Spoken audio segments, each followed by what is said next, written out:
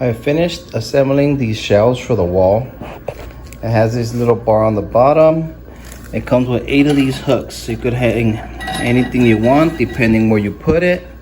It's wood, but the material looks like a carbon fiber. It's really nice.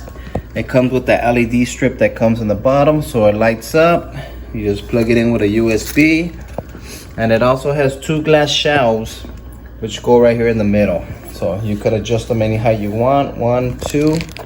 So I'm excited to put this up. I decided to put this in my garage / man cave.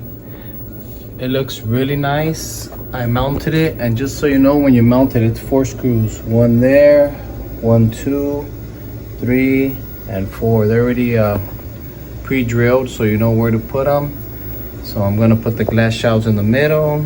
There's a little bar. I gotta put the hanging hooks, so let's go ahead and set it up.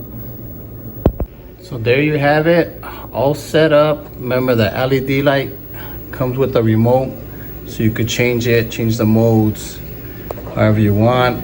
The shelves on the side, the adjustable glass shelves, the rack on the bottom with all the hooks to hang your keys, umbrellas, your little microfiber cloths like I did to clean my bar.